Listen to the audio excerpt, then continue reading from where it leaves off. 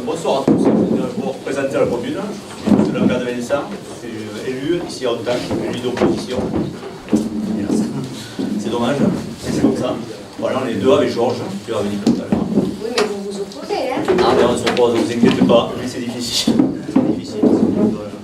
Le maire ici est élu, on a pas le maire. On a connu ça, mais C'est très dur. on arrive à gagner. Voilà. Je vous remercie d'être venu ce soir, nous encourager en quelque sorte, directement, de voir du monde ce soir, ça m'a fait plaisir. Cette petite commune, autant que c'est 550 habitants, perdu un peu, c'est difficile à trouver, on ne passe pas par hasard, il faut vraiment venir. C'est pas mal. Voilà. Non, mettez-vous devant. C'est le même prix. C'est la plus grande commune du canton. Il y a 3500 hectares. Donc moi c'est Christian Bergerot, je suis agriculteur ici sur Ontens. Donc ici on est dans le grand bassin armagnac landais. Donc on a beaucoup de producteurs landais qui habitent Ontens. Voilà. Nous faisons de très bons produits les uns des autres. Le grand bazar maniaque, Oui. pas le grand bazar. C'est pas le grand bazar. Ah oui, vraiment. Après, voilà, au niveau agriculteur, on est on va dire une petite dizaine d'agriculteurs à vivre de l'agriculture. Et après, c'est des temps difficiles puisque nous avons cette fameuse grippe aviaire, donc les futurs petits canards arrivent lundi. Donc ça va peut-être redémarrer tout doucement. Et voilà, c'est un contexte un peu difficile. Malheureusement, on a été aussi touché sur la vigne. Vous avez Avec gelé. des gelées. Ouais. Donc surtout ici le bassin armagnac landais a été touché et le Tursan. Donc on a des parcelles qui sont jusqu'à 100% de pertes. Il n'y a pas une grappe et pour l'année prochaine ils vont avoir aussi des pertes parce que c'est des plantations qui ont été tellement brûlées par le gel que les repousses ne valent rien du tout. Voilà. Donc pour l'année prochaine ça va être très compliqué pour avoir des bois à fruits. Voilà. Après, le climat fait que les étangs non plus, les lacs ne sont pas remplis. On a le lac de Charros qui est à peine 40%, le lac de Arthès, idem. Celui de Miramont, de Miramont il est plein, mais celui du Duhor il est très bas. Voilà, on est un peu compliqué pour ceux qui se servent de l'eau des lacs pour irriguer. Pour voir certains ont préféré ne pas semer pour avoir une mauvaise surprise par rapport à l'eau. On parlera des agriculteurs, et surtout sur les indemnisations. C'est très joli de faire des dossiers, etc. Mais il y en a un peu marre que vous ne soyez pas indemnisé. En 2015, sur 2016, il reste 25%, et 2017, n'en parlons pas. Les dossiers sont en cours et c'est inacceptable. Oui, entre autres. Et donc voilà, on monte les dossiers comme là, on avait la DDTR, on a fait la tournée aujourd'hui, on a fait cette tournée bassin armagnac et Tursan. On a même constaté des jeunes plantations de 2 ans où les pieds ont été gelés et ils sont morts. Donc le gars il va être obligé d'arracher pour replanter. Et un pourcentage, il doit avoir 40 à 50% de plantes mortes. Et est-ce qu'il a du stock pour vivre? Est-ce qu'il a un stock tampon pour continuer à vivre? De quoi Quand on plante de la vigne, Oui, mais on ne vend pas la production toute l'année. non, parce que déjà il faut 3 ans avant de commencer à produire. Ouais. Donc quand vous plantez une vigne, il faut minimum 3 ans pour commencer à récolter quelque chose. C'est des D'accord. petites récoltes. Ouais. Donc déjà dès la deuxième année, il commence à être sabré comme ça. Ça veut dire qu'il a un report au moins de 1 à 2 ans derrière. S'il trouve les plants, là, maintenant. C'est un beau jour.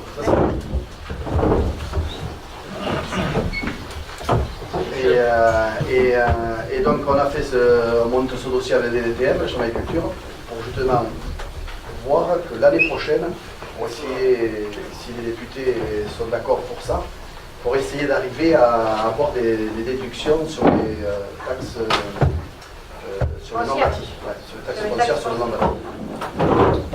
Nous avons aussi un deuxième conseiller de l'opposition, Georges Lamotte, qui va venir se présenter, qui est un peu plus historique, mais c'est le plus vieux de le conseiller de l'opposition.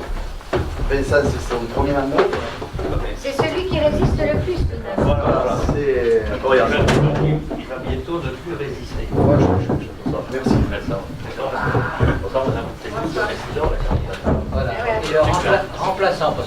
suis pas suppléant, paraît-il, je suis remplaçant. C'est Ah bon, pour ça qu'on a remplaçant. le numéro 12 sur les affiches. Les remplaçants au foot, ils ont le numéro 12. Ah oui, non mais... Oui, c'est bien. Tu es remplaçant de qui? De M. Ballot? Non, de Pierre Duprat qui va être député. Oui, incessamment sous peu. Voilà. Voilà, bon. Alors Georges, il va nous faire un petit historique par rapport à la vie politique. Oh, la municipalité, oui, bon, mais il y a un moment que je suis dans le bain, et bon, mais avec des fortunes diverses, mais jamais la grande gagne. Et bon, je me suis retrouvé, nous avons été plusieurs mandats, trois de l'opposition qui sont, alors les décédés, l'autre, je ne voyais pas par là, je ne l'ai pas vu. Et après, on a fait, ça a été 2 mandatures. Ensuite, il y a eu un passage à vide où personne n'a été élu. 15 socialo-communistes ont été élus, puis bon, on a fait comme ça. Et on a relancé quand même la machine la fois d'après. Pas moi, personnellement, mon fils. Il y était peut-être. Vous étiez 7, je crois. Il faut 15. Bon, déjà, incomplet, c'était pas à gagner d'avance. Bon, effectivement, il n'y a pas eu d'élu. Et après, bon, mais moi, je suis reparti finalement. Et ce coup-là, il y avait un siège en ballottage pour le 2e tour. Bon, je l'ai attrapé. Je me suis retrouvé tout seul dans l'opposition. Ça s'est passé facilement, ça n'a pas été un problème. Alors il faut dire qu'il y avait... Dans les petits villages. Oui, absolument. Non, je n'ai rien à C'est dire. l'intérêt communal, l'ensemble des intérêts. Absolument. Et aux dernières élections municipales, j'ai réussi à entraîner Vincent, qui a été élu. Donc nous avons doublé nos effectifs, nous sommes 2. Tout simplement. 100%, Voilà. 100% de réussite. Oui, il y avait là, c'était sur le ballottage également. On a pu conquérir les 2 sièges. Alors, bon, mais l'ambiance est toujours bonne, ici c'est pas un problème. Il faut raconter aussi l'histoire où il y en a un de l'opposition qui s'est retrouvé avec les mêmes voix, identiques. Ah oui, absolument. Et au bénéfice de l'âge, c'est dommage, il n'est pas là, il n'a pas été élu ce soir-là. Techniquement, c'est un autre qui est passé à sa place parce qu'ils avaient le même nombre de voix. Ça arrive, mais bon, il faut Alors comme on dit, on évite de dire aux gens de panacher. Sur les petites communes, ça compte énormément. Oui, ça arrive beaucoup. Hein. Voilà. Et ça met beaucoup de commentaires aussi. Oui, aussi. Ouais. Mais enfin, on a un maire qui est quand même très très dur. Parce que pour les agriculteurs, on bat. Mais c'est un agriculteur Non. lui-même, non? Non. Il était mécanicien de Un ex-mécano. ex-mécano. Professionnellement, il était garagiste. D'accord, garagiste localement? Ah Oui, oui, au pied du cocher là. D'accord. derrière Mais l'église. il était à son compte? Oui. Bon. Il était à son compte, il est communiste? Ah oui, ça. oui. Ah, il était... Il ne vient pas de loin, il était à Il était sur Adour. Il vient de sur Adour. Ah oui, c'est comme ça. Pour le juger. Non. Mais bon, s'il a été élu tout ce temps, parce que je crois qu'il est maire depuis 1989. Ah oui, là, oui, maintenant. Donc oui. s'il est élu depuis tout ce temps, c'est quand même pour lui reconnaître des qualités, autrement sur le Je sais pas. Et être maire dans une Bon, petite certaines commune, positions peuvent s'en plaindre, peut-être, Ah, mais bon. Il y a une étiquette qui passait surtout. Voilà. Oui. Non, mais c'est un travail de tous les C'est plus instants. l'étiquette que le haut dans le... Voilà. Ah, Et bon, après d'être au centre du village, c'est facile pour le relationnel. Oui. Ça compte énormément. Vous savez, j'ai un ami de Toulon qui est venu me voir, commissaire de police. Il me dit, dans les Landes, vous présentez une chèvre avec l'étiquette socialiste, vous êtes sûr qu'elle passe?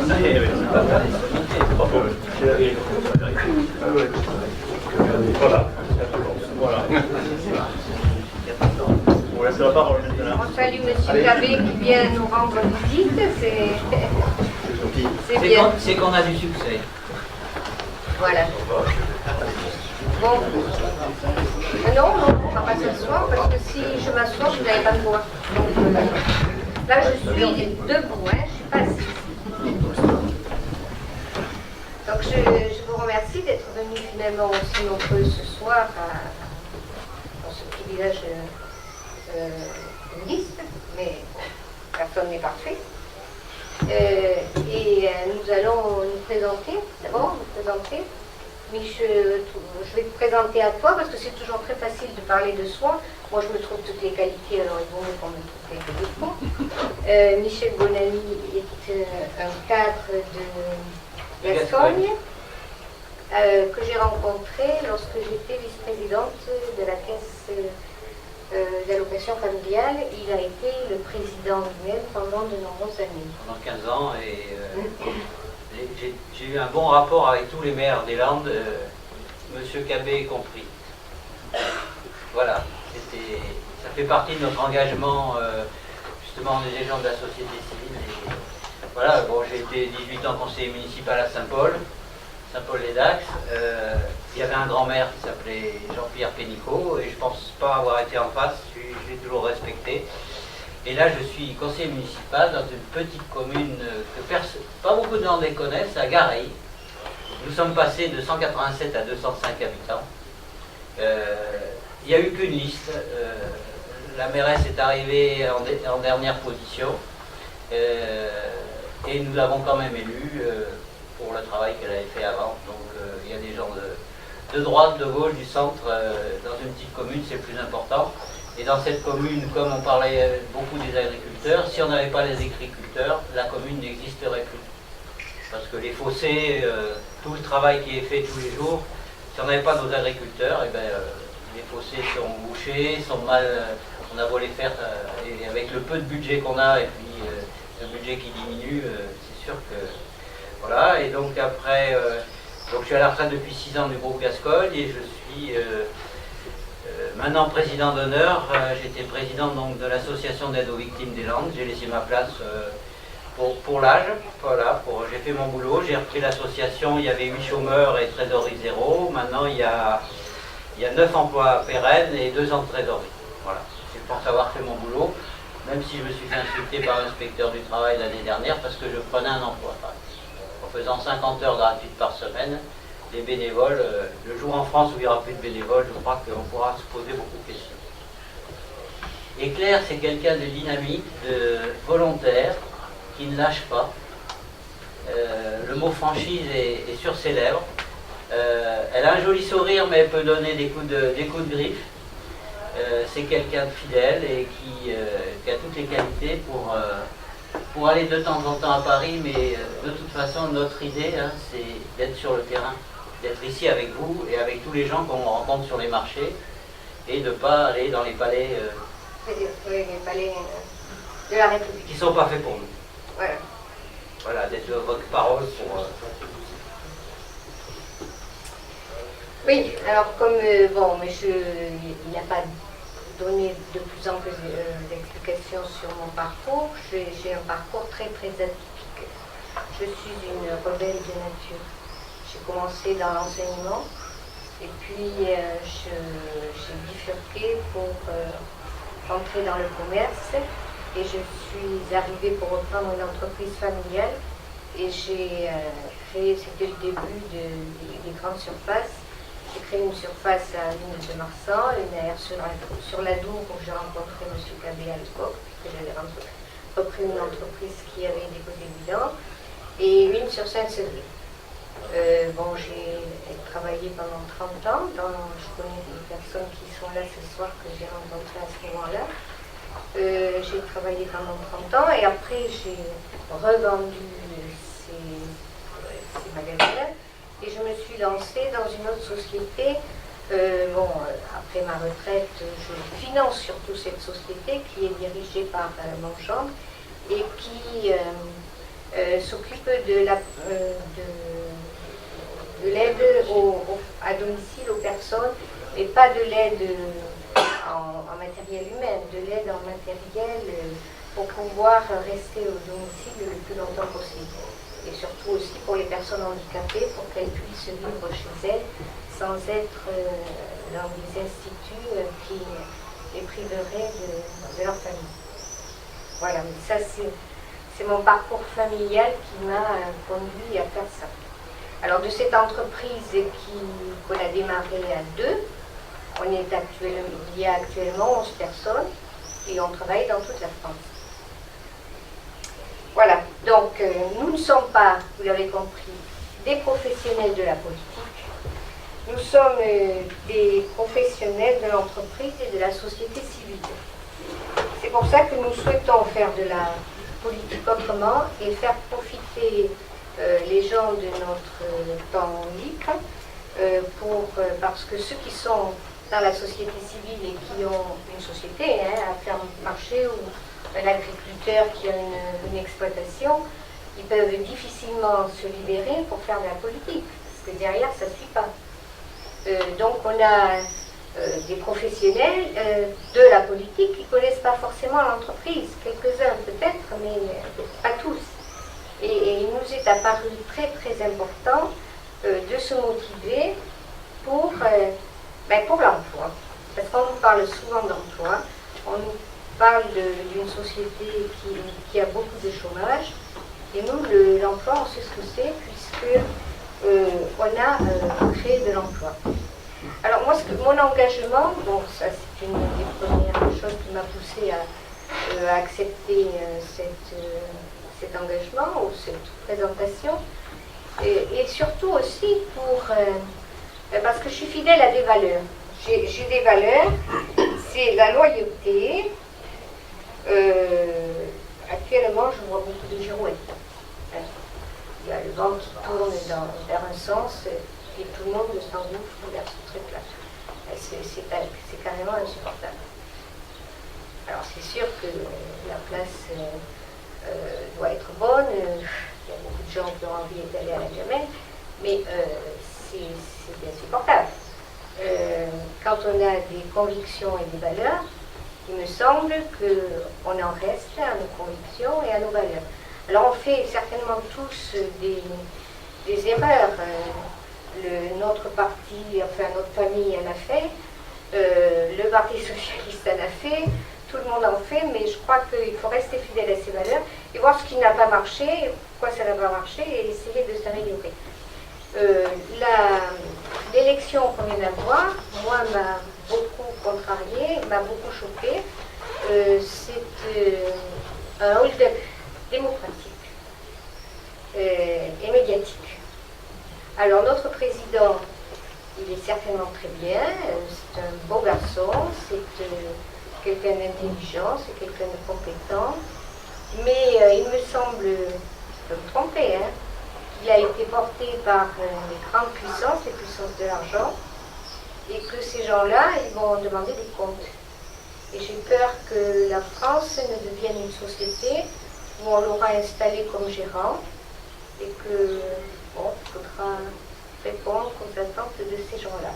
Et que le quidam de base, nous, vous, tous, mais on soit un peu oubliés.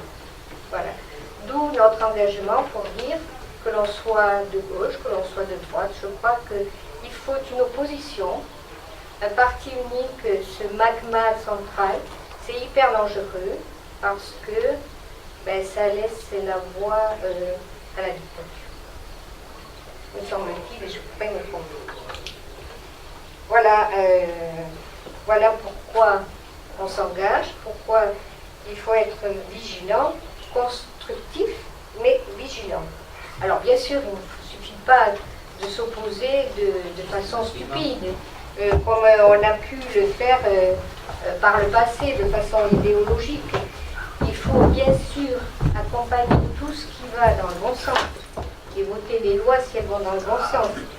Mais il faut aussi s'opposer quand il nous semble que ça ne correspond pas à l'éthique qui est la nôtre ou ce que se fait de l'idée de la société.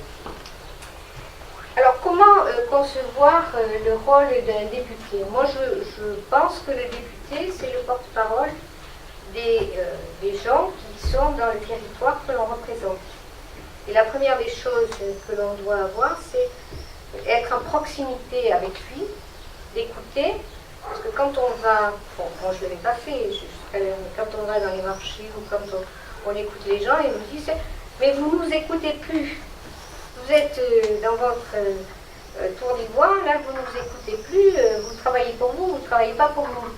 Donc le député doit faire remonter les choses de la base et faire en sorte de préserver les intérêts de ceux qui l'ont élu. D'où l'importance d'un travail de proximité.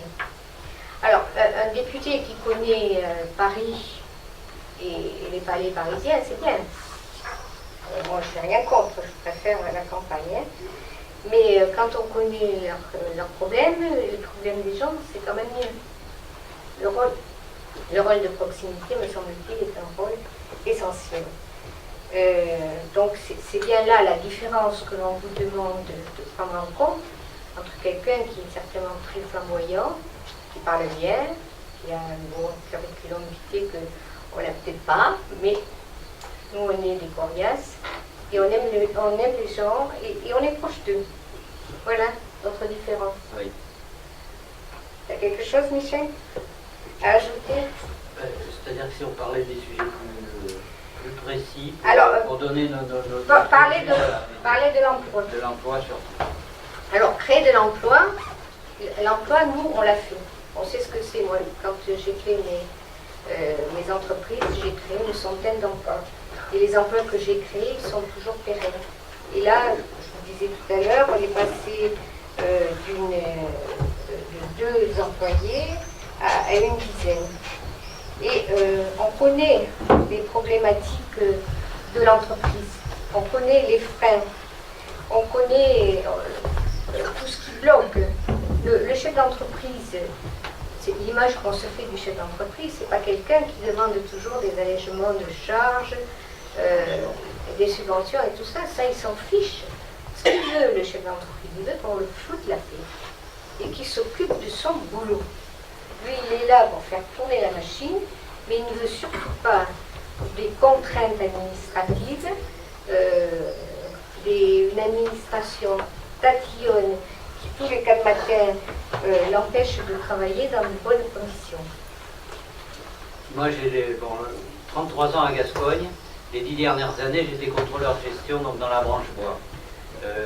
J'ai même proposé il y a 2 ans mes services à M. Coutière pour lui expliquer sur le groupe Gascogne que Papeterie de Gascogne, vous savez qu'on achète, il y a un équilibre avec les sylviculteurs et on fait en sorte que justement la forêt landaise puisse vivre. Et le problème, c'est que pendant 10 ans, la branche bois a épongé les pertes de Papeterie de Gascogne. On ne parle que de l'usine de Mimizan. Pendant 10 ans, la branche bois a versé, avant c'était 20 millions de francs, maintenant c'est 5 millions d'euros, pour compenser les pertes de Papeterie de Gascogne. Le 31 décembre de l'année, on faisait donc 5 millions d'euros d'avoir pour endiguer les pertes de Papeterie de Gascogne. On n'était pas censé dans la branche bois faire des bénéfices, mais lorsqu'un jour le roi Merlin nous a demandé à l'usine d'Escourses de faire 5 millions de mètres carrés de parquet, le roi Merlin nous a proposé un prix. Le prix, il était celui auquel on achetait les pins aux sylviculteurs. Je me suis rapproché d'Henri Emmanueli d'ailleurs à l'époque, et le problème, c'est que en parallèle, on avait, arrivant à Bordeaux, du pain du Brésil, des planches de pain du Brésil qui nous permettaient d'honorer le marché. Eh bien, la décision de notre groupe à l'époque, parce que c'était un groupe familial avec les sylviculteurs, nous avons refusé ce marché. On nous a privés sur ce contrat de 2 années de travail à l'usine d'Escourses. Mais on ne peut pas promettre les agriculteurs, les sylviculteurs. Il y a un équilibre. Moi, je suis révolté. On a été à Saint-Agné l'autre fois d'entendre que les agriculteurs empruntent pour ne pas mourir. C'est inadmissible. Non seulement ils ne sont pas payés au juste prix, mais en plus ils empruntent et ils ont du mal à produire à leur banquier un papier qui dit on va être indemnisé. Mais 2015 c'est pas fini, il en reste encore. 2016 il y a 25% qui ne sont pas rentrés et 2017 ils sont encore dans les dossiers. Donc l'équilibre, le juste prix, il doit être... bon, on est dans la mondialisation. C'est sûr qu'on subit tout ça. Mais les subventions, il faut arrêter. J'ai bien peur que le groupe Gascogne, ce qu'il en reste, meure à nouveau et qu'il fasse encore remettre de l'argent dedans. Et ça m'a fait mal au cœur de voir cette déperdition. On était le premier employeur du département et presque le 2e, je crois, d'Aquitaine. Et c'est inadmissible. Oui, mais il y a une différence, tu vois, entre l'entreprise et l'administration et les collectivités. Il y a deux gestions différentes. L'entreprise, il faut qu'elle équilibre par elle-même. La collectivité aussi, mais si les deux étaient gérés de la même manière avec bon sens, avec bon sens pour aller dans le bon sens, ça irait mieux. Un maire ou un président de communauté des communes, il veut faire des projets, il emprunte, ou s'il ne peut plus emprunter, il augmente les impôts. Une entreprise pour qu'elle survive, il faut qu'elle fasse du chiffre d'affaires, mais pour faire du chiffre d'affaires, elle ne peut pas augmenter son prix de vente, parce que si elle augmente son prix de vente, elle n'a plus aucun client, donc elle dépose le bilan. Donc ce sont deux logiques complètement différentes, et ces deux logiques-là, il nous semble que les gens ne se connaissent pas et ne font pas des passerelles, peut-être de plus en plus maintenant. Le président Macron a voulu que la société civile rentre ça, je pense que c'est un atout, parce qu'on peut créer des cercles vertueux et non pas des cercles vicieux comme on l'a vu jusqu'à l'heure, où on ne faisait pas trop d'économies, donc on augmentait les déficits, on augmentait les impôts, et si on augmente tout ça, après il n'y a plus de pouvoir d'achat, donc les gens ne consomment plus, les entreprises déposent de bilan. Bon, c'est un équilibre subtil à retrouver, et nous, on est pour la simplification. Simplifier, c'est le maître mot, me semble-t-il, des années à venir. Surtout pour les PME qui ont été oubliées. Voilà, les PME ont été oubliées. C'est une anecdote, mais il semblerait que le président de la CGPME n'ait pas été invité à l'investiture de notre président. Bon, les petites entreprises, c'est quand même celles qui créent le plus d'emplois. Les commerçants, les artisans, les auto-entrepreneurs.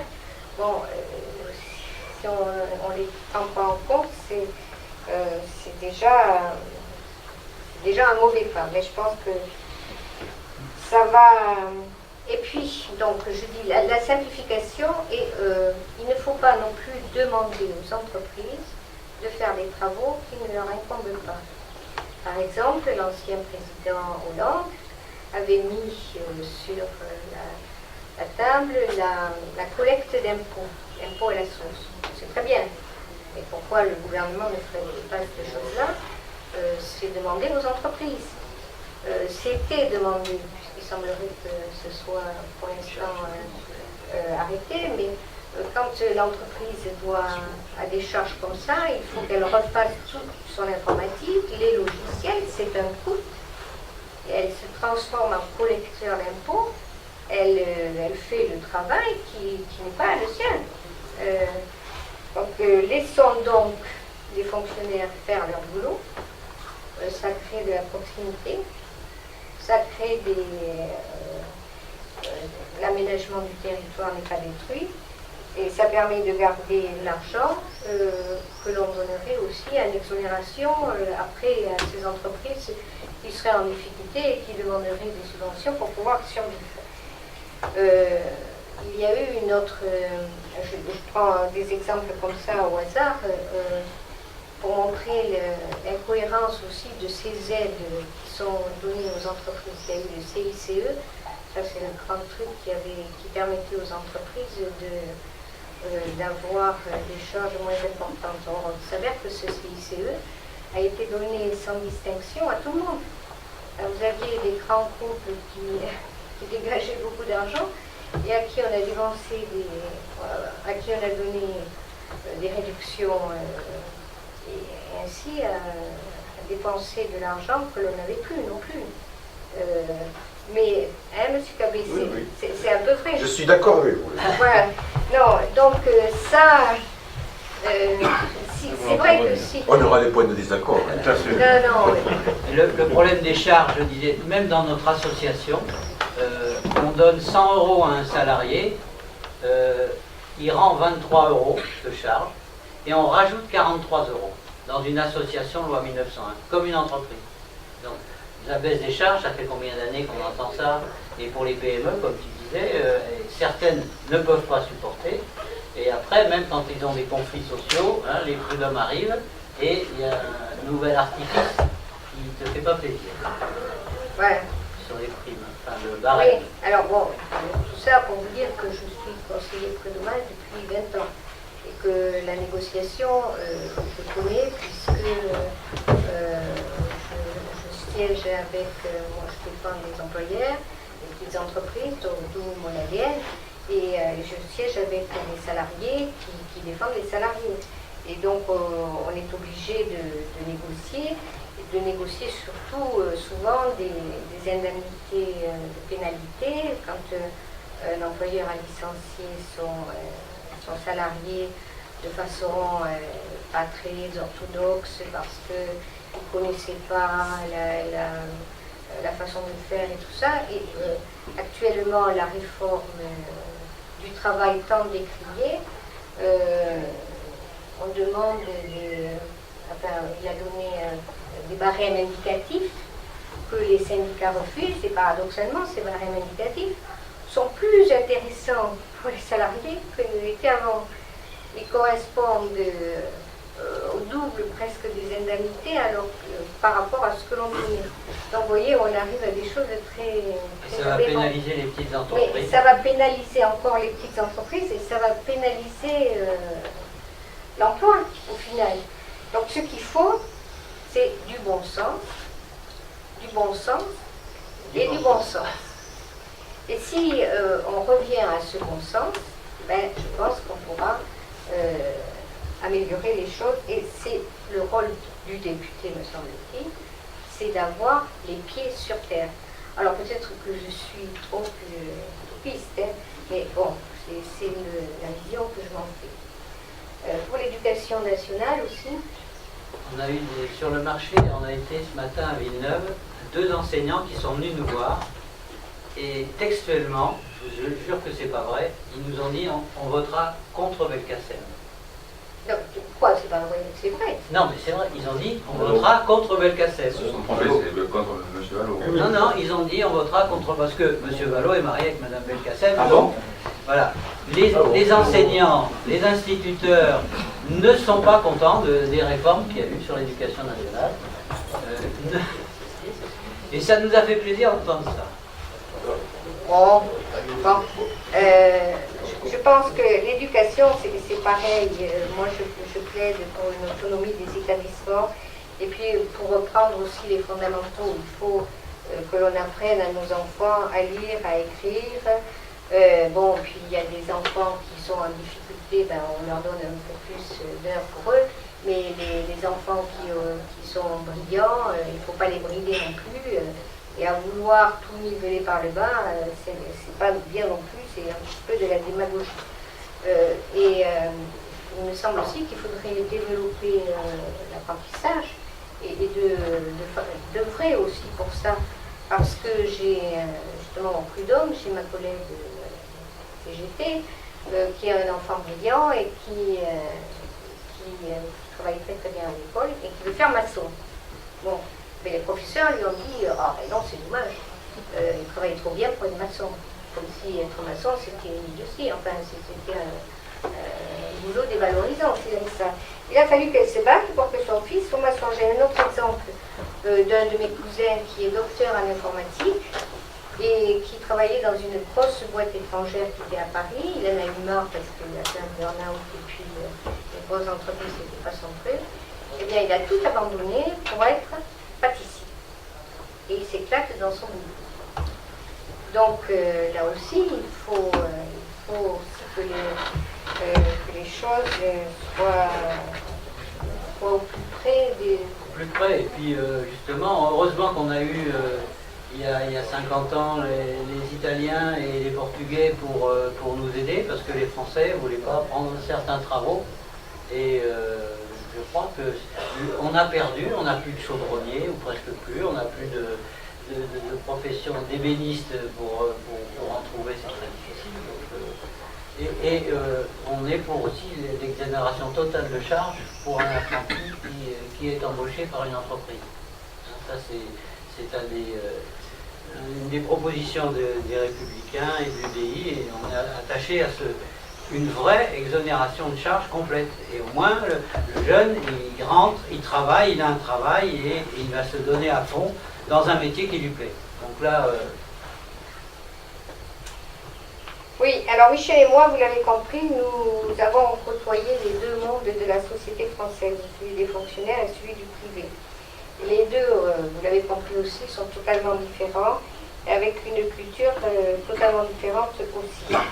Et s'il est un monde que l'on regarde avec beaucoup de circonspection, voilà, je vais arriver à le dire, c'est bien celui des énarques. Parce que très éloignés du peuple et de ceux que nous côtoyons tous les jours, ils produisent des lois ou réglementations qui ne favorisent pas toujours la simplification que l'on attend. C'est vrai que quand on dit les lois de décentralisation, ce qu'on a vu pour les communautés de communes, il faut avoir un bac plus 8 pour comprendre souvent ce que... Et c'est pas toujours évident. Donc là aussi, il nous semble qu'il faudrait qu'il y ait de la simplification et l'entrée de la société civile dans le Parlement, ça va peut-être apporter un genre de fraîcheur et revenir à un peu de bon sens. Connaître les rouages de la République, c'est bien. Avoir un carnet d'adresses digne d'un chef d'État, c'est bien. Faire des promesses que l'on ne tient pas, c'est triste. Donc il faut revenir à un peu de bon sens, c'est primordial, et un peu de proximité. Voilà. Donc je vous disais tout à l'heure que les petites entreprises avaient été oubliées par ce gouvernement, et bon, ça nous apparaît une faute, mais bon, qui va être certainement reprise, enfin, qui va être corrigée très rapidement. Parce que les petites entreprises que moi je côtoie tous les jours, puisque je suis avec Arnaud Tauzin qui est venu là, et je le remercie, maire de Saint-Sevé, il m'a donné la charge de m'occuper justement des petites entreprises. Les grosses, elles n'ont pas besoin de nous. Elles sont structurées, enfin, mais les petites, elles ont besoin d'une écoute. Donc, quand elles ont des difficultés, elles ont besoin de gens qui les orientent vers tel service. C'est tellement compliqué que si on ne connaît pas, nous-mêmes, comment voulez-vous que les administrés connaissent? J'en parlais en venant tout à l'heure, qu'on trouvait dans notre ville, dans notre belle ville de Saint-Sevé, que les routes n'étaient pas belles. Quelqu'un disait qu'il avait entendu une conversation en disant « Mais ce maire, il ne faut rien. Il y a des trous partout, des nids de poules, mais quand est-ce qu'il va faire les routes ?» Or, le problème, c'est que les routes, c'est pas nous, c'est la communauté des communes. Mais les gens ne le savent pas. Et des fois, quand on est nous-mêmes dans l'action, on ne sait plus qui fait quoi. Donc là aussi, à trop vouloir empiler des choses, on contre la simplification. Non, vous n'êtes pas d'accord, monsieur Cabé? Le mec un peu pas. On y changera tout à l'heure. On y changera tout à l'heure. Voilà. Donc nous, ce que l'on souhaite, et ce que je souhaite moi en particulier, c'est être le porte-parole de ces petites entreprises. Parce que ces petites entreprises, elles ont besoin de générer de l'activité et de générer surtout des résultats. Parce qu'il y a beaucoup de gens qui sont des patrons, on appelle ça, et qui vivent très mal et qui n'arrivent même pas à se prendre un salaire. Et donc le différentiel que l'on voit entre des salaires de la fonction publique où les gens de la société civile ont l'impression que les gens ne font pas grand-chose, ce qui n'est pas vrai, parce qu'il y a les hauts fonctionnaires voilà. Et puis le leur où ils font 40 heures, 50 par semaine et où ils n'arrivent même pas à se prendre un SMIC, c'est quelque chose de terrifiant. C'est la même chose pour l'agriculture. Les agriculteurs qui travaillent presque jour et nuit pour ne pas se prendre un salaire et qui sont souvent amenés à se suicider, c'est terrifiant. Mais il me semble que là, chez vous aussi, c'est que s'il y avait un peu plus de simplification et si on vous imposait moins de normes, Voilà. déjà, ce serait une bonne chose. Hein? La France a rajouté des normes sur les normes européennes qui déjà sont monstrueuses. Sans arrêt. Et partout, dans toutes les entreprises, on subit. Voilà. Quand Bruxelles avait décidé que les tabourets étaient interdits pour ramasser les pommes des arbres parce que c'était dangereux, ça a été quand même quelque chose d'épique. Et alors après, c'est transposé en France et vous avez dardard les inspecteurs du travail qui viennent pour voir si c'est respecté. Et l'agriculteur qui est déjà pas bien parce qu'il a gelé, que sa production sera déficitaire et qu'on lui dit mais on vient le faire suer avec une histoire de tabouret ou que sais-je, ça l'inquiète encore plus. Donc là, vous voyez, nous aussi, on est pour une simplification, pour une réglementation beaucoup plus simple, parce qu'elle nous semble excessive et stupide. Hier à Aunès, il y avait des sylviculteurs, je reviens un petit peu sur les sylviculteurs. Le lendemain de la tempête, à Escours, on a commencé donc à ramasser le bois pour l'arroser, pour le sauver, pour sauver les industries. Et bien le lendemain, on a eu des contrôleurs qui sont venus pour peser les camions, pour voir s'ils étaient dans les normes et tout. Et notre patron Jean-Luc Imberti à l'époque les a sortis par le col de la chemise. Il leur a expliqué qu'on était en train d'essayer de sauver l'industrie, qu'il en reste, et que leur contrôle, ils pouvaient... en plus, on a eu des chauffeurs polonais, portugais, qui ont travaillé nuit et jour pour nous amener... en plus, il y avait des différences de poids suivant les départements. Dans les Landes, c'est 41 tonnes et dans les Girondes, c'était 44 tonnes. Mais le lendemain, où on a commencé à rentrer le bois, on a eu ce contrôle. Voilà le genre d'administration. Alors, on n'oppose pas le public et le privé. Des deux côtés, il y a des gens qui bossent, mais ces gens qui bossent bien, on les paye. Et des autres, eh ben, c'est pas une histoire de couleur, non, c'est les gens qui payent, qui bossent, on les paye. Les agriculteurs n'ont même pas un juste prix de ce qu'ils vendent. On ne peut pas supporter ça longtemps et dire que la France est une des premières puissances du monde. C'est pas possible. On ne peut pas laisser mourir nos travailleurs. Alors, dans les campagnes, pour développer les campagnes, il me semble que le haut débit, il faudra insister, mais ça c'est dans l'air, c'est un atout formidable parce que l'entreprise n'est plus gérée actuellement comme elle était gérée il y a quelques années. Je vois dans la dernière entreprise que j'ai créée, les secrétaires travaillent chez elles, comme ça leur permet de pouvoir garder les enfants. Mais il y a un haut débit. Alors c'est vrai que c'est pas ici, c'est sur Montpellier, la petite principale. Mais si on avait la même chose ici, soyez sûr que tout le monde pourrait venir, parce que l'air de Montant, c'est certainement plus agréable que l'air de Paris. Et là, on pourrait aussi dynamiser nos campagnes avec les autoroutes. Ah oui, on nous a aussi parlé des autoroutes, en nous disant que l'autoroute était trop chère, l'autoroute Bordeaux-Pau. Ça, malheureusement, c'est pas le travail du député, puisque c'est une concession privée, et que si l'État n'avait pas privatisé ces autoroutes, peut-être qu'on pourrait faire quelque chose, mais sauf à les renationaliser, c'est difficile. Les routes les transporteurs. Qui c'est qui les a privatisés, les autoroutes? Ah ben je ne sais pas. C'est M. De Villepin. Oui, mais c'est pas parce qu'il a fait une connerie qu'on va lui dire bravo. Parce que Mitterrand avait doublé la dette.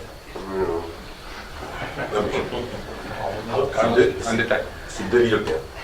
Non, mais c'est pour ça, voilà. Enfin, je crois qu'on essaie à chaque fois, nous, comme sur le Dans les gouvernement. 44 tonnes, c'est M. Emmanueli. Pour les 41 tonnes et 44 tonnes, c'est M. Emmanueli qui a imposé 41 tonnes aux Français et 44 tonnes. Tout le monde est à 44 tonnes. Et M. Emmanueli avait interdit que les camions français passent à 40 tonnes. Je suis président des transporteurs anglais. Très bien. Voilà. Je peux pas. Bon, mais on en parlera tout à l'heure. Mais vous voyez, c'est vrai que tout ça pour revenir au député, le député ne peut pas tout. Ce qui a été fait avant, on peut peut-être le défaire, c'est sûr. Mais moi, je ne peux pas répondre à cette question. Par contre, ce que je peux vous dire, c'est que si on était élu, enfin si j'étais élu... Non, on va être élu. Ah oui. Alors, Oui, mais bon, c'est la méthode de Proué. Il y a des candidats de qualité qui ne faut pas négliger. Hein? Ça marche pas toujours la méthode Proué, mais bon, des fois ça marche. Ben, moi, je suis très sereine, très humble, donc voilà. Mais si nous étions élus, eh bien, nous ferions en sorte qu'on préserve nos traditions locales. Il me semble très important de se battre pour préserver la culture taurine. Les directives ont été proposées à M. Vallot qui n'a pas voulu signer. c'était la première à signer. Voilà, que nous avons signé. Préserver aussi la chasse à l'ortolan, bon, même si il y a peut-être 2 ou 3 jours par an, c'est pas quand même une catastrophe. Et ça fait venir des gens pour avoir de bons repas, de la gastronomie à l'intérieur des terres. C'est un plus aussi pour le tourisme. Et la chasse à l'ortolan, la directive des oiseaux, d'ailleurs, il me semble qu'aucun gouvernement n'a demandé à l'Europe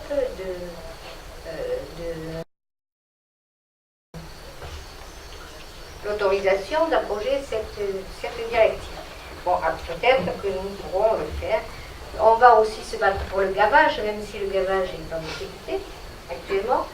Mais certains pensent que gaver les oies et les canards, ça leur fait du mal, alors que c'est une tradition ancestrale. Et McDonald's qui gave les gens, ça fait du mal. Et personne ne s'émeut. Ouais. Et le patrimoine, préserver aussi le patrimoine pour vous, c'était important. Et ici, à Hontan, il y a de très très belles choses. Il y a une bastide, il y a un château, je crois. Il y a de l'Armagnac qui fait partie des choses intéressantes. Tout ça, c'est à mettre en valeur et vous apporter aussi de l'activité au travers du patrimoine et de tout ça, de la restauration, de la préservation de ce patrimoine, un tourisme à l'intérieur des terres et on se battra pour ça. Un autre engagement qui m'a heurté, c'est l'engagement pour la famille. Moi, je me bats pour la famille, pour les valeurs. Ce que je n'ai pas aimé du président Macron, c'est qu'ils disent qu'il accepterait la GPA pour les enfants qui étaient nés ailleurs et qui résident en France et qu'il faudrait régulariser tout ça. Je suis fortement opposée à cette GPA. Je le dis parce que la marchandisation des corps, c'est quelque chose de terrifiant.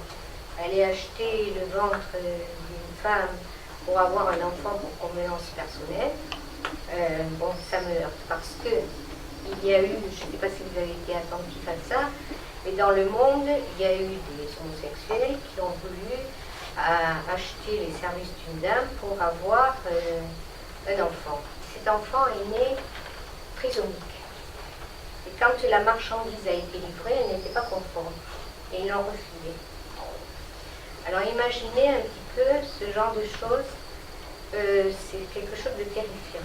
Donc je suis fortement opposée à ça.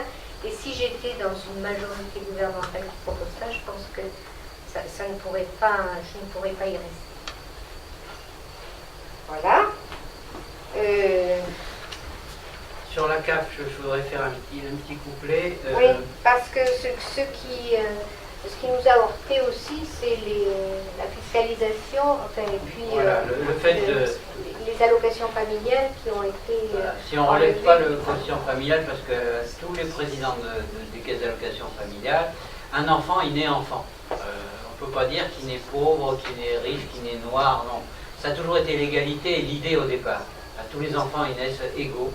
Et le fait d'avoir... bon, il y a des gens qui n'attendent pas les allocations familiales, mais le fait d'avoir plafonné trop trop bas ces allocations, c'est assez nuisible à certaines familles qui n'ont pas des revenus, importants.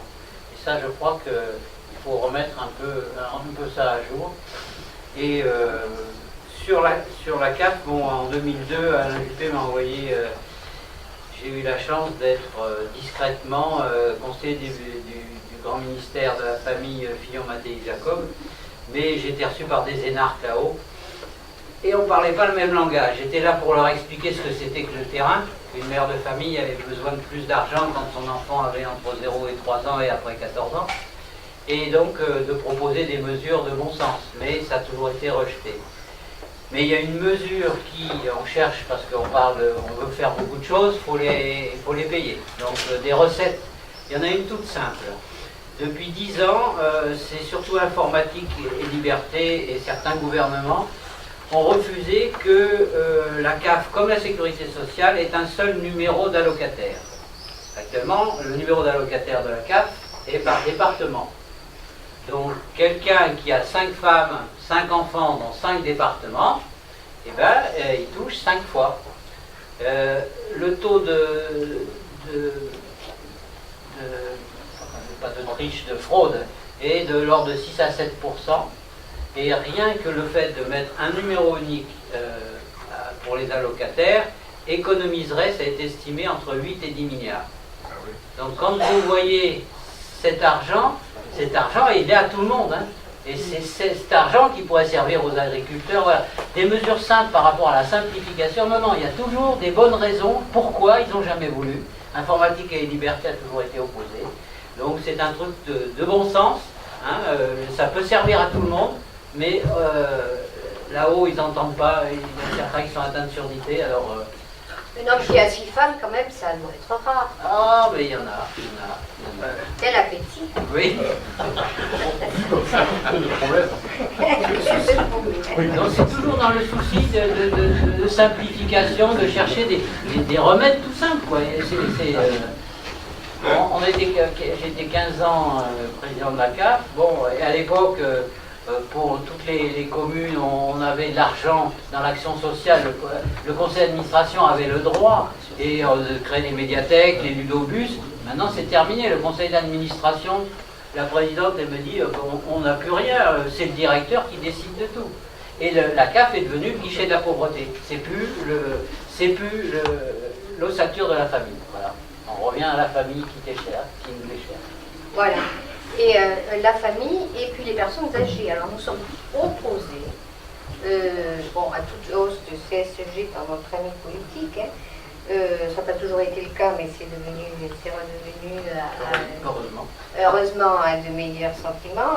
À la hausse de la CSG ou celle de la TVA, et nous sommes aussi opposés à cette hausse de la CSG, justement, parce que 1,7 sur des retraites, ça fait quand même des recettes en moins. Et alors que les retraites n'augmentent pas depuis 10 ans, si on vous fonctionne de 1,7, vous prendrez vos calculatrices ce soir et vous verrez ce que ça fait. Donc notre famille aussi propose 300 € de plus pour les petites retraites et une augmentation de la pension de réversion des veufs de 10%. Voilà. Et là-dessus, la réforme de la retraite n'a pas été jusqu'au bout. Hier, on avait quelqu'un à Onès qui nous a parlé d'une retraite intelligente par points. On a retenu parce que c'est assez intéressant. Vous savez que la retraite dans le privé, on est tous les deux du privé. Moi, j'ai travaillé dans 42 ans et j'ai payé pendant 42 ans 100% du plafond de la sécurité sociale. Et ma retraite de la sécurité sociale, je suis parmi les privilégiés qui touchent 50%. Donc je touche 1 200 € de retraite à la sécurité sociale alors que j'ai cotisé sur 2 400 € pendant 42 ans. La différence entre le public et le privé, c'est que la retraite des fonctionnaires sur la retraite de la sécurité sociale, je ne parle pas des complémentaires, ils touchent 75% de la retraite de la sécu. Et qui c'est qui paye? C'est nous. Voilà, donc ça n'a jamais été mis dans le bain au moment des négociations de retraite. Le jour où on le mettra, il y aura une double révolution dans les rues. C'est sûr, de toute façon, on va avoir du monde dans les rues partout. Donc, autant soulever les vrais problèmes et dire allons-y, simplifions et payons tout à sa juste valeur. Mais bon, on les enverra en temps s'ils iront chercher de l'Armagnac, ils vont boire de l'Armagnac et du fruit. Donc on prévoit, notre famille prévoit de faire 100 milliards de baisse de la dépense publique parce que tout ça, évidemment, ça a un coût d'enlever ce qui était prévu pour financer ces augmentations par le non-remplacement de 300 000 fonctionnaires. Là on nous dit, mais vous allez où c'est que vous allez les enlever? Vous allez les enlever à l'hôpital, vous allez les enlever dans la justice? Non, pas du tout. Pas les hôpitaux, pas la justice, pas l'éducation, mais il y a quand même, nous semble-t-il, beaucoup d'économies à faire dans les collectivités, des collectivités territoriales, en gérant un petit peu mieux. Et bon, c'est vrai que des fois, en mettant des structures carrées en place, on arrive sans faire les choses. À Saint-Sevé, on a la première année, monsieur le maire, nous avons économisé combien? 70 000 euros sur un budget de 5,6 millions, c'est ça? Voilà, c'est ça? 5 millions. 5 millions d'euros. Voilà. Oui, on en parlera tout à l'heure si vous voulez. En résumé, vous avez bien compris que nous n'allons pas suivre le gouvernement en place comme des godillots, parce que nous ne sommes pas, je ne suis pas pour un parti unique, qui me semble être quelque chose de dangereux, un parti fourre-tout. Remarquez, quelqu'un me disait récemment que c'était un parti écologique, puisqu'il y avait beaucoup de recyclage.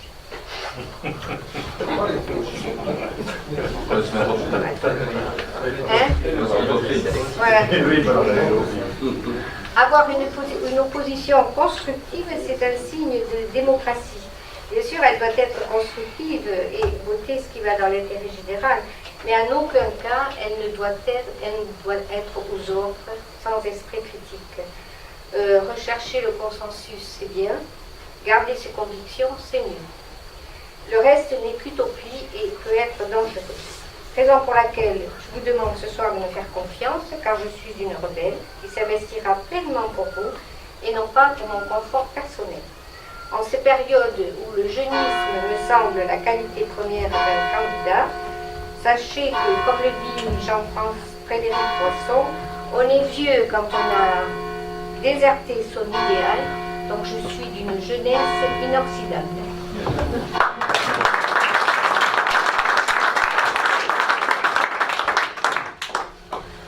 Voilà, si vous avez des questions, on est là pour y répondre. Pardon. Oui, bon, j'ai pas eu le temps de le faire parce que le temps que tout le monde s'installe. On a cherché que Monsieur Vallot était ici. Donc on a cherché à rencontrer son institutrice quand il était petit. On n'a pas réussi. On a cherché à retrouver des copains de classe. On n'a pas trouvé non plus. Vous n'avez pas cherché longtemps. Et alors on s'est dit, on va chercher des objets qui lui appartenaient quand il était petit. On peut finir sur une note d'humour. Hein? Et la seule chose qu'on a trouvée, j'ai du mal à le porter, c'est un parachute.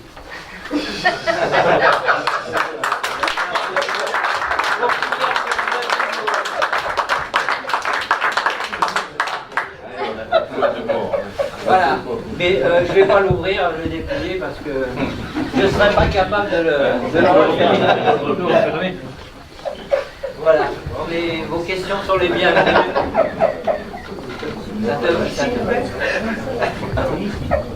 Il y en a un qui rigole parce que c'est moi qui prends le plus lourd. Dans le groupe Gascogne, on me surnommait Mouleuse parce que c'était toujours pour moi. Voilà. Voilà, on assume. Donc on attend vos questions avec plaisir. C'est plutôt un parachute certain. Oui. Alors moi, Oui. moi je pense que je suis plus électeur d'Antanx. Et quand vous entendez parler, vous disiez que vous voulez être proche du territoire, mais les décisions depuis que je m'intéresse à la politique, elles se prennent en haut, donc il faut être aussi présent en haut dans les palais de la République. Oui, bien sûr, on y va, je crois, 2-3 jours par semaine. Mais, quand vous disiez que vous n'êtes pas fait pour rester dans ces palais de la République, tout ça, comment on peut dire que... Parce que comment notre vous devoir, pouvez dire c'est que après d'être vous êtes ici. très proche du peuple et continuer à défendre tout ce qu'on veut défendre nous, qui est quasiment en accord avec ce que vous dites, mais il faut quand même être très présent là-haut, parce que sans ça, si vous êtes l'une des seules opposantes au gouvernement, ce qui n'est sûrement pas le cas, non. il faut être assez présent là-haut quand même. Oui, on est d'accord. On est d'accord, mais je pense que le rôle du député, ce n'est pas d'être 100% là-haut, c'est d'être aussi la moitié de la semaine ici et la moitié de la semaine là-haut. Ça, c'est une évidence. On peut pas faire sans y aller. Mais si vous voulez, c'est une image. On est pour vous montrer que nous sommes des gens de proximité, qu'on connaît le terrain et que voilà, on est plus proche du terrain que là-bas. Mais bien sûr qu'on fera notre boulot. Et bien sûr qu'on sera incorporé à un groupe. Mais ce que je voulais vous dire par là, c'est que on n'est pas des godillots, on est quelqu'un qui va... nous sommes des indépendants d'esprit, vous l'avez compris. Oui, il travaille parlementaire, il parle du terrain.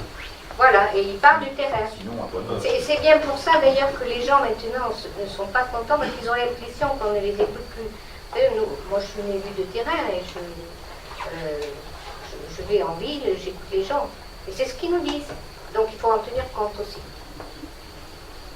Je vous pose une question. Comment va faire Vallon s'il est député ici, il habite à Lyon et il est à Paris quand même. C'est difficile là. C'est difficile pour le Peut-être qu'il nous mettra un aéroport à Marseille. Il y est, mais ça me donne une partie en privé quand même. Il est aérien. Il est aérien. Moi je voudrais, Claire, si tu es élu, c'est que tu réussirais l'opération 1958, où la droite et le centre avaient battu la marque Candon à l'époque, dans une circonscription de gauche. Et si tu es élu, est-ce que tu ne penses pas proposer une commission d'enquête parlementaire sur la grippe aviaire, qui enquêterait sur le terrain, je sais pas moi, envoyer à Noisy, Tabarcus par exemple, qui enquêterait aussi sur les élus, mais aussi sur les fonctionnaires de l'État. Parce que la grippe aviaire, comme plaisanterie de la gestion de la grippe aviaire, des deux grippes aviaires, c'est quelque chose. Si la demande émane du terrain, on pourra remonter à chaud. Il y a des élevages entiers qui n'étaient pas touchés et qui ont été abattus. Il dit je viens contrôler les canards. Il les avait pris la veille. Mais visiblement, il y a vraiment le risque devait être important pour qu'on fasse ça. Je ne peux pas... Donc, je pense que la peur il faut être très prudent parce que c'est un phénomène nouveau, mais simplement il faut avoir toutes les explications. Pourquoi dans le Gers, c'est comme Tchernobyl, hein, les foyers, hein, il n'y a eu que 4 départements touchés cette année, alors qu'il y en a eu 17 départements l'an dernier. Donc je ne crois pas que Tchernobyl s'est arrêté aux frontières de la France, hein, comme voilà. Donc la grippe aviaire, c'est pas normal que certains départements étaient plus protégés que d'autres. Voilà, l'enquête peut porter là-dessus. Enfin, mais il faut toujours être très prudent. Moi, je pense que les spécialistes ont peur que le virus mute et s'attaque à l'autre. Je suis vétérinaire. Alors, je ne rentre pas du tout vétérinaire en milieu agricole. Je suis vétérinaire spécialisé en imagerie médicale sur les chiens, les chats et les nacs. Donc, c'est encore un rapport. Mais je travaille avec un certain nombre de confrères qui sont effectivement de ruraux et que je respecte, que j'aime beaucoup. Je pense que déjà, au niveau médical, scientifique, je travaille aussi avec des gens de la DSV que je connais, donc on en discute. Déjà, au niveau scientifique, on n'a rien compris. On n'a pas compris du tout les mutations des souches, on n'a pas compris qu'il y avait des élevages où c'était Fort Knox, c'était hyper bien protégé, avec 1 ou 2 intervenants qui se changeaient, enfin toutes les mesures sanitaires au maximum, ils ont été touchés, et d'autres où a priori c'était pas du tout ça, ça n'a pas été touché. Même au niveau scientifique, on n'y connaît rien. Et on n'a rien compris, et on ne sait pas du tout ce que ça va être au niveau de la saison prochaine, parce qu'il est fort possible qu'il y ait aussi un nouveau virus qui émerge. Donc déjà au niveau scientifique, on n'y comprend rien, il faut être honnête. Hein. Alors après, là-dessus, l'interprétation par les gens qui connaisseraient déjà rien du tout à l'aspect épidémiologique, l'aspect scientifique, tout ça revu et revisité par les politiques derrière, ça fout le bordel total. Et les médias. Et les médias en prime, alors là personne n'y comprend rien, et voilà, c'est difficile d'incriminer à quelque échelon que ce soit les personnes. Mais ça a été un principe de précaution qui a prévalu. Oui, mais maintenant on fait des principes de précaution pour tout et n'importe quoi. Voilà, aussi. Mais ça c'est l'aspect politique en plus qui va chapeauter tout le reste. Donc c'est vrai que c'est un fiasco complet. Et le problème c'est qu'on n'est pas sûr que ça ne se pérennise pas dans l'avenir. Oui, mais alors là ça va poser un sérieux les problème. politiques, ils ont tiré le parapluie. Les politiques, ils se protègent, tout le monde se protège. Mais s'ils ne le font pas aussi, personne ne va être responsable. S'ils ne le font pas, le risque peut être plus important. Ce qui est sûr, c'est qu'on a un candidat qui était auprès de François Hollande et les versements des aides promises ne sont toujours pas faits. Donc quand on se vante d'être proche du pouvoir et d'avoir des relations, moi, je préfère qu'on le mesure au résultat qu'aux promesses. Et en tous les cas, j'ai aucune confiance dans la capacité de cet homme à nous défendre, puisqu'il a fait preuve de son incapacité ces derniers mois. Et qu'on ait des agriculteurs qui n'aient toujours pas touché l'intégralité des aides de 2016, alors qu'ils subissent une deuxième année, en 2017, la même crise, qu'en matière de poulet qui a été la victime collatérale, on n'a toujours aucune promesse de démarrage d'une aide et d'une indemnisation. On a des GIA, des jeunes agriculteurs qui ont investi, qui sont dans une situation épouvantable, et rien n'a avancé alors qu'on nous dit qu'on a des relations, et que quand on est de la bonne école, on a des entrées dans tous les ministères. Moi je fais bien plus confiance à Claire, que je vois défendre des dossiers sur le terrain. Parce que quand le nos en rongé, elle ne lâche pas. Et je crois que c'est dans cet esprit-là qu'on a besoin aujourd'hui d'un renouveau de la vie politique, avec des élus qui... Le problème n'est pas résolu quand on a annoncé qu'on l'avait résolu, mais quand l'argent est vraiment versé. Et c'est ça qu'on attend aujourd'hui de nouveaux hommes politiques, c'est qu'ils aillent, que ce soit des gens de solutions, mais pas de promesses. Je crois que Claire est toute qualifiée pour ça. Je vous remercie. Je n'ai pas la qualité de M. Ballot, je ne suis pas jeune comme lui. Je suis une sexagénaire, mais vous avez noté que notre président est une sexagénaire.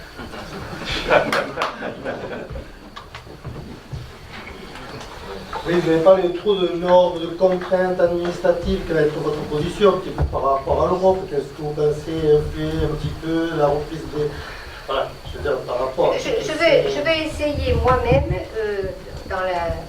je ne sais pas ce que sera la fonction et comment ça va se passer, mais j'apprends aussi, j'apprends vite, d'apporter un œil neuf et d'essayer de simplifier les choses, de les simplifier. Vous voyez, je connais le code du travail maintenant, et on parle beaucoup du code du travail. Et c'est vrai que quand on simplifie le code du travail, on en rajoute toujours un peu plus. C'est-à-dire que quand on rajoute des articles, on n'enlève pas ce qui existe. Donc déjà, je suppose que pour les autres réglementations, ben c'est pareil, c'est pour les lois, c'est pareil.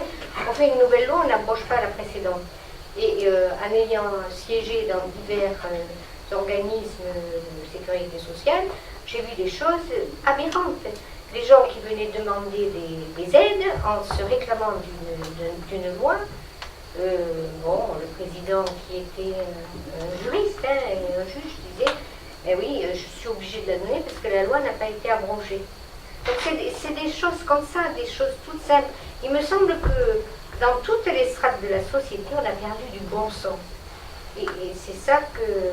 Bon.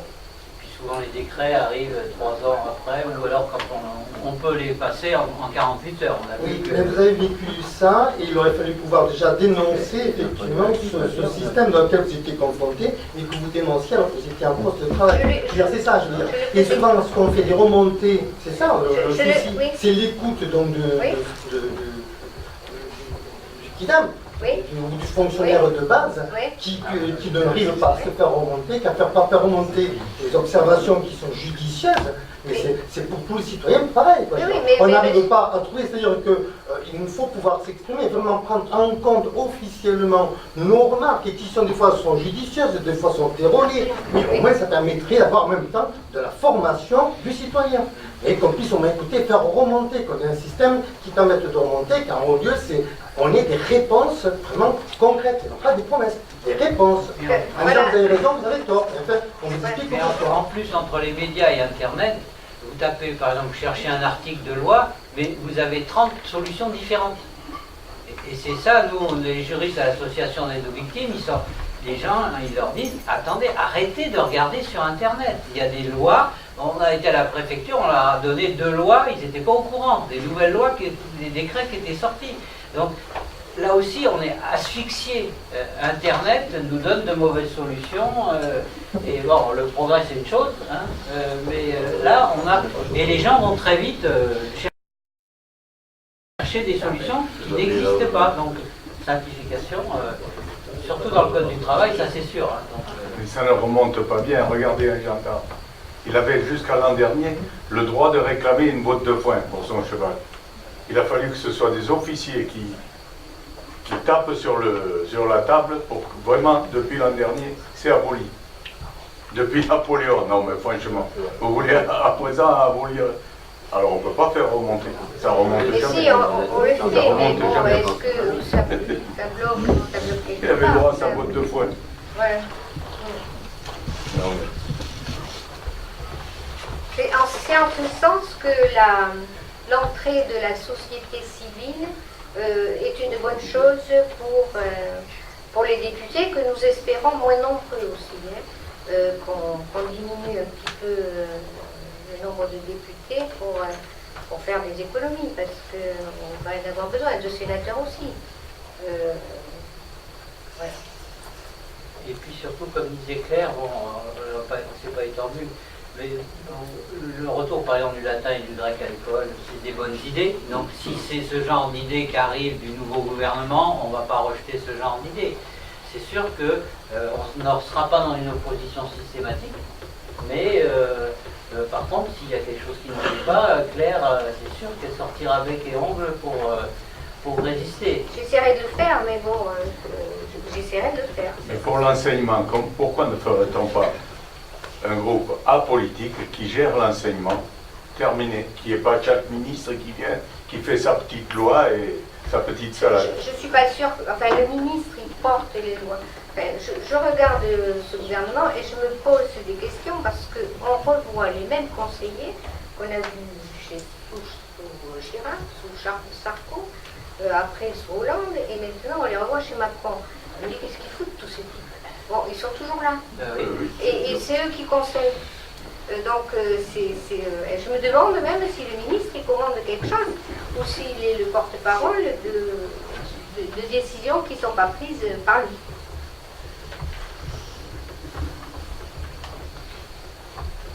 Et pour redevenir un grand pays, qu'on fasse une simplification de qualité. Et comme on demande des normes de qualité pour le bazar maniaque, etc., maintenant on a des produits exceptionnels parce qu'on a mis la qualité. Et en Europe, hein, nos voisins, eux, ils n'ont pas la même rigueur et les mêmes façons de travailler. Donc voilà, il faut récompenser. Et quand on demande de l'exigence en plus, il faut savoir au niveau européen, voilà. L'Europe ne marchera pas tant que vous n'aurez pas les mêmes charges dans chaque pays. On aurait dû commencer par ça. Par là. Déjà, continuer assis, que ça fonctionne très bien. On a voulu prendre, agrandir, oui, mais bon. Et on va nous ramener au niveau de la Pologne, de la Roumanie. Au lieu de... Bon, enfin, bref. Bon, mais après ça, on n'y était pas, hein. Non, on n'y était pas. On n'est pas responsable. Bon, d'autres questions? Monsieur Cabé. Oui. D'abord, Madame Duprat et Monsieur Bonamy, je suis venu vous saluer. Je vous remercie. J'ai salué tout à l'heure Arnaud Tozer et je ne suis absolument pas venu pour polémiquer. Oh non, mais bon, alors nous avons... On n'a pas beaucoup polémiqué. Non, non. Quelques petites critiques, le parachute, et j'ai trouvé ça un peu déplacé. Bon, on va pas. Non, je suis... Moi j'étais inquiète parce que je pensais que c'était une bombe. Alors je me suis dit, doute apporter une bombe. Ça ne me veut pas. Ayez davantage de confiance à votre suppléant. Ah. Non, plus sérieusement, je voulais savoir, vous représentez la tendance républicaine, l'UDI, je crois que c'est plutôt l'UDI. Hein. Et je me suis dit, tiens, ça m'intéresse de voir comment cette candidate, avec son suppléant, il va exprimer pendant cette campagne son positionnement, votre positionnement, par rapport à ce qui est en train de se passer au niveau national. Je crois que je vous l'ai dit. Laissez-moi finir poser la question. On s'entende bien. On a pris, nous, socialistes, et vous, républicains, une belle branlée. Oui. Une belle branlée, on est d'accord. Ça, on est d'accord là-dessus. À tel point qu'on n'a pas été présent au deuxième tour, ce qui est quand même assez paradoxal. Mais c'est ainsi. Donc il y a quelque chose qui ne va pas, tant à gauche qu'à droite. Qu'à droite. On est d'accord. Il y a un nouveau président. Il y a un nouveau président qui fait beaucoup parler de lui. Je pense sur le plan politique, parce que tout ce qui est people, on va laisser ça. Ah oui, il fait tout celui-là. On va laisser ça. Et sur un plan politique, c'est pour ça que je pense qu'on peut parler très sérieusement. Est-ce que vous allez, si vous êtes élu, est-ce que vous allez vous situer dans la majorité que vous aspirez à devenir avec François Baron? Ou est-ce que parce que vous êtes UDI, peut-être en capacité d'être tenté d'aller, non pas avec le diable, mais d'aller faire l'appoint qui peut-être lui manquera pour avoir une majorité. Je pense que c'est important. Pourquoi je pose des questions? Et ça m'intéresse, moi, tout simplement, parce que j'aime la politique, et ça m'intéresse de savoir comment vous vous positionnez. Je souhaiterais avoir une réponse très claire. Parce qu'on le voit bien aujourd'hui. Il y a celles et ceux qui, dans ce département comme ailleurs, se sont reconnus à un moment donné à la candidature d'Alain Juppé. Et avec de bonnes raisons, c'est un homme d'État, personne ne... Mais il n'a pas renié sa famille? Bien sûr. Mais enfin, quand on voit ce qui se passe aujourd'hui, les juppéistes ne sont plus forcément avec les républicains. Que ce soit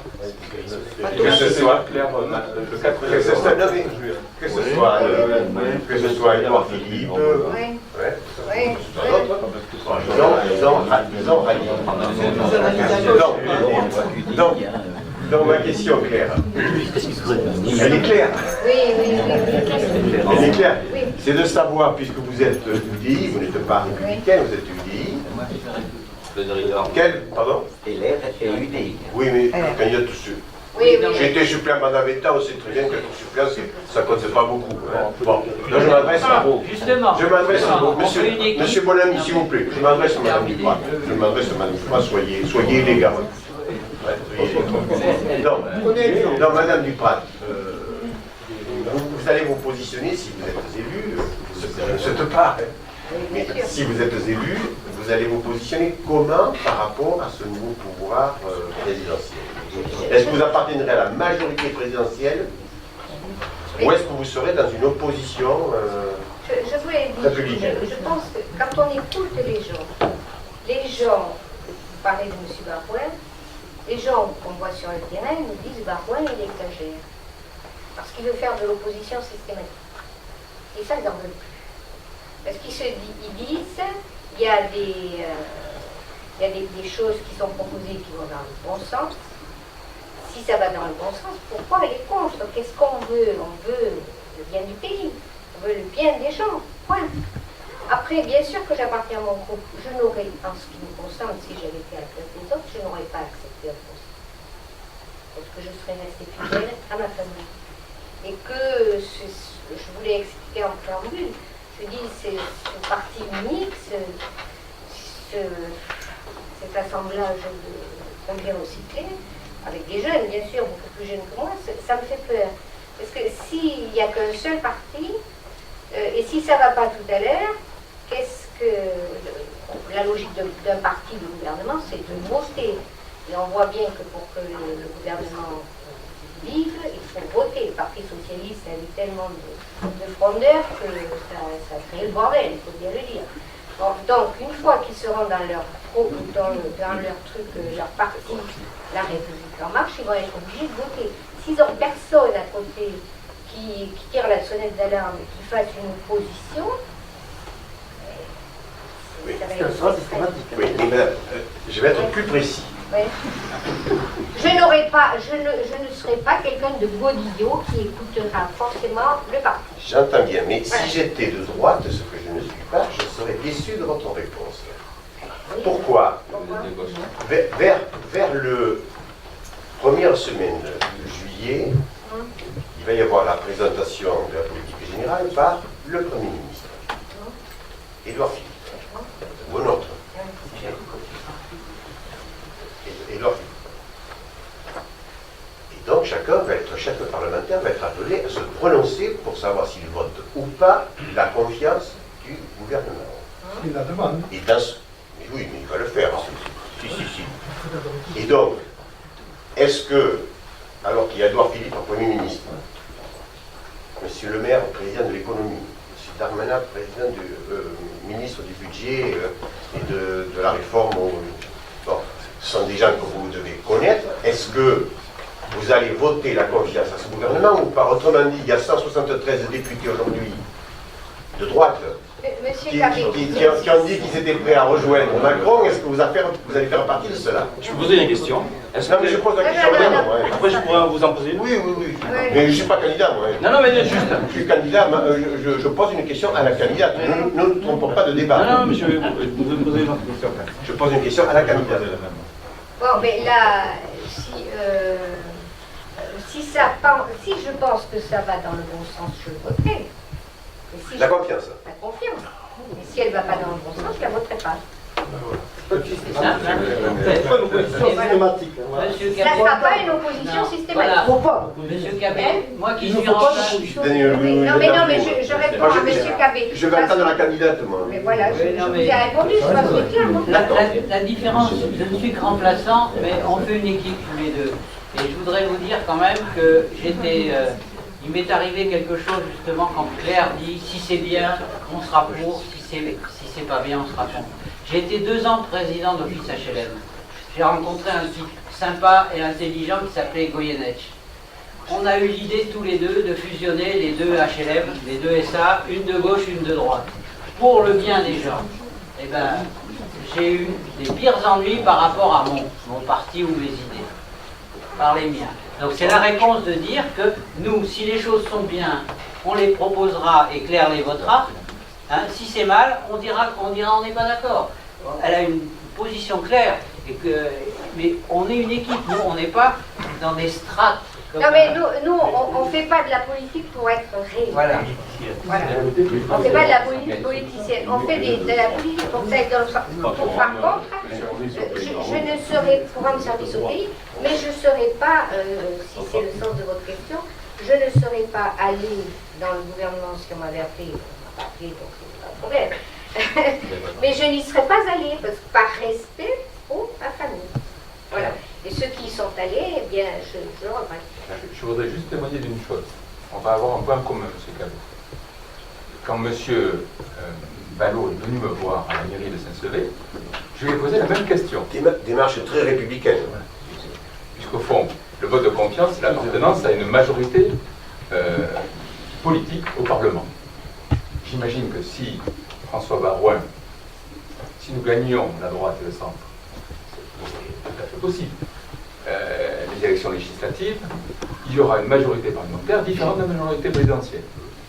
Ça sera sûrement beaucoup plus clair, parce que moi j'ai toujours pas compris si on allait fermer les centrales nucléaires ou les poursuivre, si nous allions ouvrir Notre-Dame-des-Landes ou le fermer, définitivement. Mais bon. Et donc j'ai posé la question à votre ami Premier ministre qui va cacher ça. Donc moi je rêve que M. Baroin sera Premier ministre.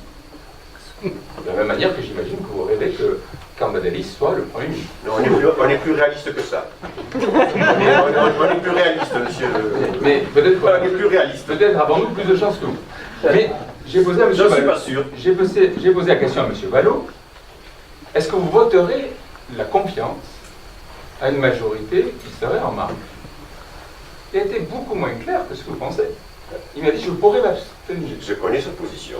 Donc, vous n'allez pas faire le reproche à Claire. Je n'ai pas fait le reproche. Alors vous soutenez un candidat qui est très ambigu. Arnaud, j'ai posé une question, j'ai pas fait de reproche. Non, mais donne du sens au mot. J'ai posé une question.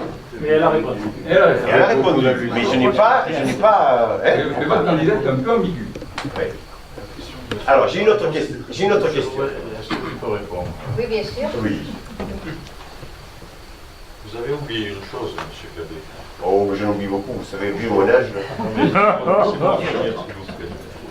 Vous avez oublié une chose, c'est que notre candidat ne se présente pas sur la liste en tant que candidate de la France en marche. Elle a un adversaire contre elle, dans cette circonscription. Plusieurs. Oui, non. Mais Plusieurs. Je ne suis pas sûr que le candidat du Front National soit... un adversaire de la République en marche. Si elle avait voulu voter systématiquement pour le programme de ce parti présidentiel, je suppose qu'elle se serait inscrite en tant que telle, ou alors qu'elle aurait fait la fusion avec le candidat qui se présente sous cette étiquette. Donc je ne vois pas du tout ce que vient faire votre question. Non, Monsieur Dubasque, s'il vous plaît, vous voyez le ton avec lequel je pose les questions, ne soyez pas ironique. C'est un peu mal. J'ai une autre question. Moi j'en ai une. J'ai une autre question. Attendez, vous n'allez pas monopoliser toute la soirée. Non, je pose une question à la candidate. Je pose la question à une candidate. Moi je ne suis pas candidat, monsieur. Je ne suis pas candidat. Non, mais alors parlez pas. Mais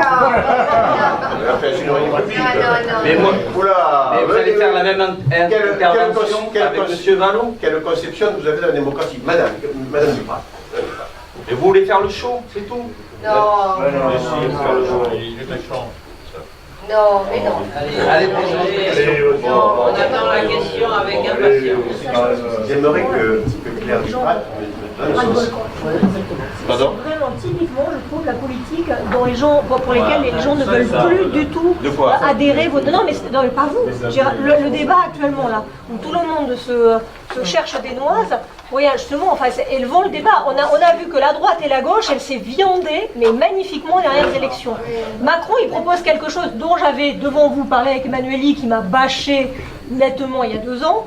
Justement, je trouvais que ça serait peut-être intelligent de prendre des intelligences de droite, des intelligences de gauche pour essayer de faire avancer le pays. La région, le pays, etc. Je me suis fait jeter, minablement. Mais bon, c'est pas grave. Et maintenant, 2 ans, il n'y a pas moins de 2 ans après son décès, on s'aperçoit que justement les idées bougent un petit peu. Et on retombe dans ces débats-là. Enfin, je sais pas, arrêtez de vous chercher des noises. Madame. Non, mais M. Cabé ne cherche pas non, mais c'est pas M. Cabé, je veux dire, même les réponses de l'autre côté. Enfin, Madame Darcy, si vous répondez, non, mais ça tente de dire. Bon, si vous pensez qu'il ne faut pas poser de questions, je m'en vais. Je crois que j'ai été, Madame Duprat, je crois que j'étais poli, que j'étais courtois. Je suis venu poser des questions pour savoir un petit peu comment vous vous positionnez par rapport à ça. Et je voulais vous poser maintenant une deuxième question. François Fillon, dont beaucoup pensaient qu'il allait être président de la République, avait une qualité, c'est qu'il a défendu un programme où il a essayé d'expliquer aux Françaises et aux Français qu'il fallait le contenu de ce programme pour redresser le pays. Ça avait le mérite d'une cohérence. Aujourd'hui, c'est ce qui s'est passé. François Barouin, qui est en charge de conduire la campagne législative pour les Républicains et le Centre, modifie d'une manière assez substantielle le programme. Il fait sauter la TVA de 2 points, on passe de la suppression de 500 000 fonctionnaires à 300 000 fonctionnaires, bon, il y a plusieurs points, etc. Alors, qui dit vrai? Est-ce que c'était hier François Fillon qui disait voilà le remède qu'il faut pour redresser le pays? Ou est-ce que c'est François Barouin qui dit j'ai entendu le verdict des urnes et donc je veux atténuer la copie, mais au risque à ce moment-là de ne pas créer les conditions de redressement du pays? Alors, le programme de M. Macron est à clair, celui de M. Barouin, Mais il est quand même, celui de M. Barouin, il est plus clair que celui de M. Hollande, qui avait pour ennemi la finance et qui n'a rien fait pour la finance. Mais Hollande, il est plus dans la course. Oui, mais bon, voilà. Donc, si vous voulez, c'est une réponse. Qui vous a amené à 6%? Les programmes. C'est pas mieux chez vous. Les programmes sont faits pour être appliqués, et vous savez très bien, puisque vous êtes un fin politique, M. Cabet, c'est que les programmes, tels qu'ils sont conçus, sont rarement appliqués parce qu'il est très très difficile de faire bouger les choses. Donc on essaie de les faire bouger avec intelligence, comme disait madame, et c'est l'objectif qu'on a, aller vers ça, et y aller le plus rapidement possible parce qu'effectivement, la France a besoin de bouger et on a besoin de redresser la France. Autrement, on va droit à la catastrophe. J'ai bien répondu. Non, moi je respecte votre réponse. Et c'est ce qu'on attend peut-être aussi, si je peux me permettre, d'un futur élu local. C'est par exemple comme on a le souci avec les aides pour les aréas, les aides pour l'agriculture biologique. On a ces aides qui ont un frein par rapport à France Agrimaire, où l'État n'a pas donné le logiciel pour pouvoir faire le paiement aux agriculteurs. Donc on a nos comment ça s'appelle, nos fonctionnaires du département, on les appelle... Et qui sont bloqués, nous, on veut bien travailler, mais on n'a pas le matériel pour travailler. Et à l'heure actuelle, ils travaillent tout à la main. Donc on a des dossiers qui sont en souffrance depuis 2015. Donc il y avait quand même le candidat opposé qui... Voilà, et qui était bien placé pour essayer aussi de faire marcher la machine, pour que nous, agriculteurs, on puisse retomber avec ces aides qui sont urgentes. C'est ce qu'on disait, il y a eu des dossiers donc, et les règlements ne suivent pas. On a les plans AREA donc, pour tout ce qui est agricole, tout ce qui est élevage, et les AREA au niveau végétal. C'est à la ramasse complète. Voilà. Et nos fonctionnaires de la DDTM sont vraiment dans la... On a nos aides vertes depuis l'an dernier, de 2016, sont toujours pareilles. Non mais le pays est à la ramasse complète aussi, et ça c'est la faute des différents gouvernements, qu'ils soient de droite, qu'ils soient de gauche. Les mesures n'ont pas été prises jusqu'à présent, enfin, comme elles ont été faites. Et puis on peut dire aussi comme les artisans. Les artisans, ils ont un gros souci avec le RSI. Voilà, c'est une chose. Sur la réglementation, donc le président nous a présenté la situation. Il a remercié le département et les gens qui faisaient les dossiers. Mais la réponse, c'est l'informatique. C'est quand même un peu pénible d'être bloqué par des logiciels pour ne pas payer les gens. Les gens, on leur doit de l'argent, ils sont en train de mourir. Et ils sont obligés d'emprunter pour même pas survivre, quoi. C'est ne pas mourir. Donc, et puis après, ça bloque pour les salariés. Voilà, derrière. Puis les banquiers. C'est l'engrenage. Bon, je pense qu'on va arrêter là. On va vous convier à un petit, parce que oui, c'est l'heure. Et puis, voilà. On va vous convier à un petit. Est-ce que vous ferez d'autres réunions publiques, madame? Pourquoi pas? Oui. Non, mais je vous pose des questions. Oui. Il y en a tous les soirs, mais pas ici. Mais il y en a une heure qui est prévue. Ah, à quelle date? Le 8 juin. Ah, très bien.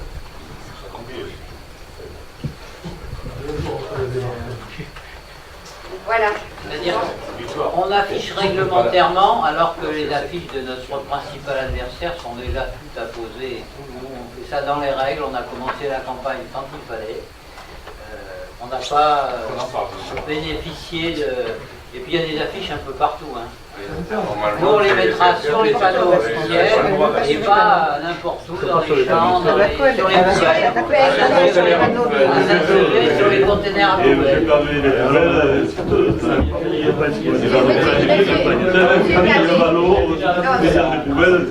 Sans faire dans le... Je ne vous entends pas, madame. C'est affiché. affiché un petit peu partout sur les poubelles et tout ça. Ça me semble, ça aussi, un petit peu contre-productif. Parce que vous savez ce que disent les gens? Bon, moi, ça me dit, gars, il peut être partout, hein, il peut en mettre même sur le portail de ma maison, donc c'est un beau garçon. Mais ils nous disent ça fait un peu cirque pendère. C'est comme ça, c'est bien. Et ça fait de l'argent. C'est limité à 33 000 euros de dépenses. Quand on compte bien. Il faut appeler le canard enchaîné, voilà. il verra tout ça sort. Bon, alors nous vous convions un petit pot de l'amitié. Merci. Voilà, et merci pour votre et vos questions pertinentes.